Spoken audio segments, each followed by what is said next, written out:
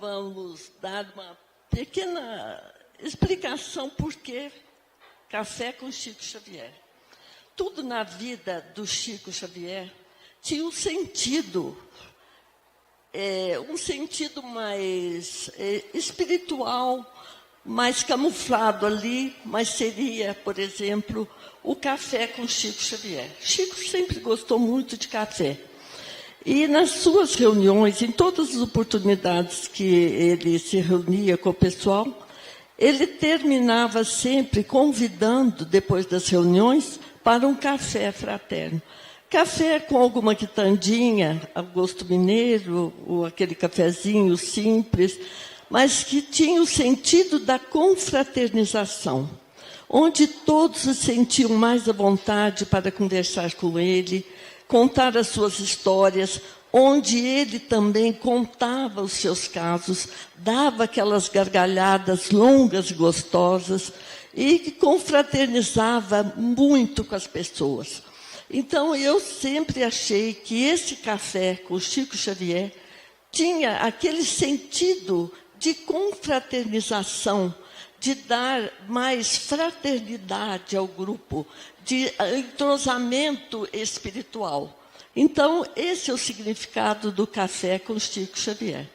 E hoje, que seria o dia do seu aniversário, nós queremos, mais uma vez, enaltecer, embora ele nunca gostou disso e nem precise, porque os espíritos de escola dispensam todo incenso.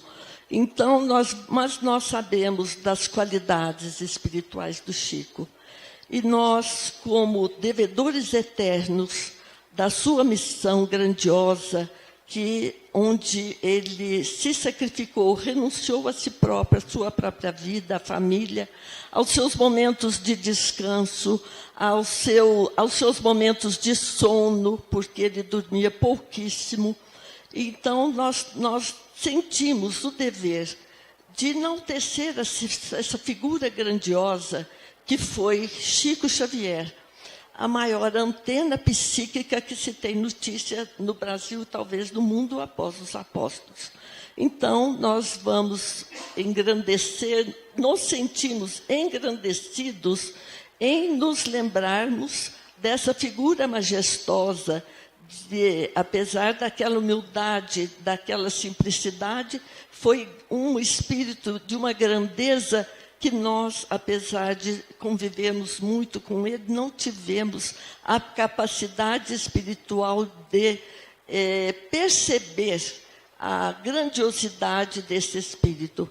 Basta dizer que foi o maior continuador da doutrina dos espíritos e com mais de 500 livros publicados e com muita coisa inédita ainda que o Geraldinho Lemos tem conseguido compilar e dar publicação a isso. Ainda tem muita coisa da lavra do Chico, da sua mediunidade, que ele tem para publicar.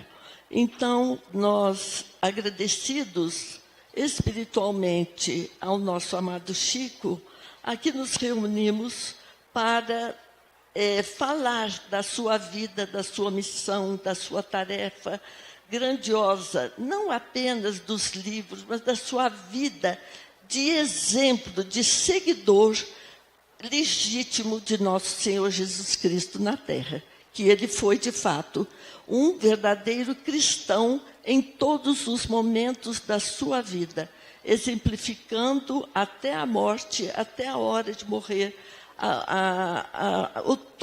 todos os ensinamentos que Jesus nos legou. Então, é com toda a gratidão do nosso coração, uma gratidão eterna que nós não vamos pagar nunca, de termos conhecido, convivido, estarmos ainda recebendo todos esses ensinamentos contidos nos seus livros, que estão aí para todo mundo conhecer, estudar, né? Porque são livros de estudo que, acima de tudo, continuaram os ensinamentos de Allan Kardec, revelaram o mundo espiritual para todos nós. Então, agradecemos a esse espírito de escola e enviamos a ele os nossos mais saudosos pensamentos de amor e eterna gratidão. Nós agradecemos esta oportunidade de mais uma noite nos reunirmos para homenagear nosso irmão e benfeitor Francisco Cândido Xavier. Agradecemos mais uma vez, como a Dulce já disse, a presença dos nossos queridos irmãos e amigos francanos, que têm sido colunas do Espiritismo em nossa cidade. E nós agradecemos a presença de todos vocês.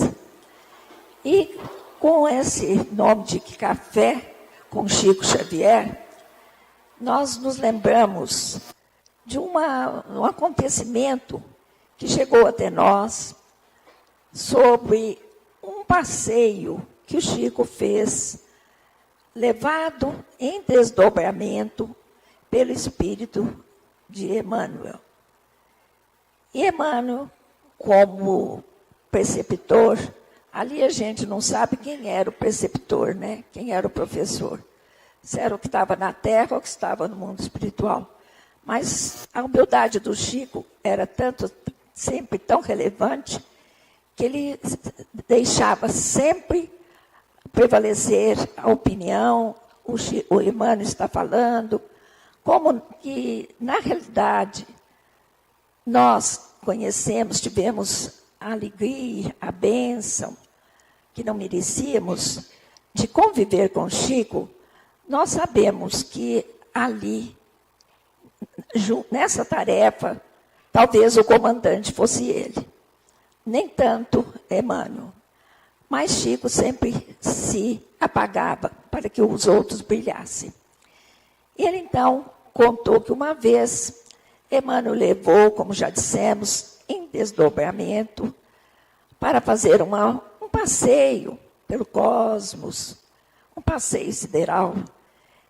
E Emmanuel explicando ao Chico os enigmas, os segredos do universo. E falava, e mostrava, e explicava. Mas Chico contou, que em determinado momento ele estava cansado.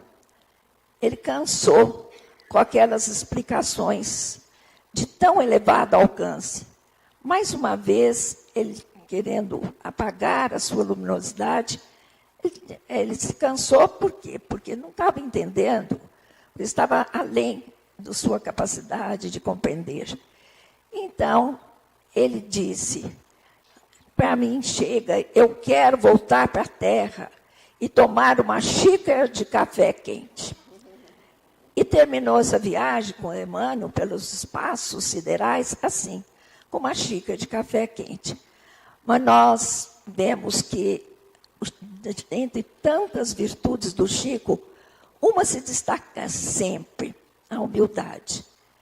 E consideramos, na nossa maneira, uma opinião pessoal, é claro, sem valor nenhum, mas consideramos que a humildade é uma das virtudes muito difíceis, porque ela pede um despojamento de tudo que nós temos como no nosso ego, nossa personalidade, os nossos teres, os nossos haveres, a nossa vontade, a nossa opinião. A humildade pede que a gente se apague. E isso o Chico fez com maestria. Então, aproveitamos essa oportunidade para lembrar essa grande oportunidade do Chico. Mas e essas lições? Para que serviram?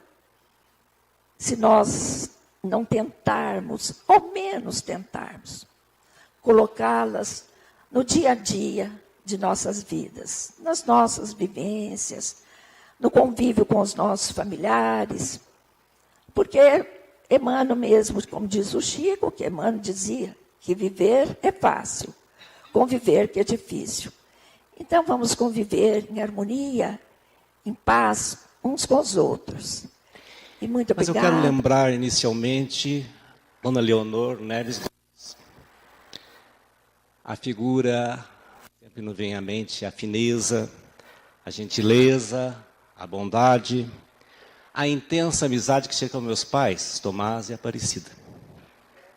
sua grande obra, o seu grande sonho, o nosso lar espírita, mais conhecido como o lar Dona Leonor. Lembro que em 1957, quando a minha irmã mais velha entrou na faculdade de medicina, nos primeiros meses, eles vieram com a Mocidade Espírita de Ribeirão Preto fazer uma visita franca. Nós fomos receber lá na estação de trem, num sábado à noite. No domingo, viemos até a Casa de Saúde Allan Kardec, que foi feito um piquenique. E aí fomos conhecer as fundações do lar da Dona Leonor. Eu lembro que do Allan Kardec lá parecia tão distante, não tinha nada, era tudo deserto. E estavam nas fundações. Lembro também que, por pelo menos 2 vezes, o Pestalozzi fazia uma semana de quermesse. E que por pelo menos 2 vezes, depois de uma semana do Pestalozzi, a Dona Leonor aproveitou todo aquele esquema, para conseguir fundos para o seu lar, para saber da sua família. Mas eu tive também a oportunidade de participar da inauguração do lar Dona Leonor, num dia 2 de abril, lembro perfeitamente.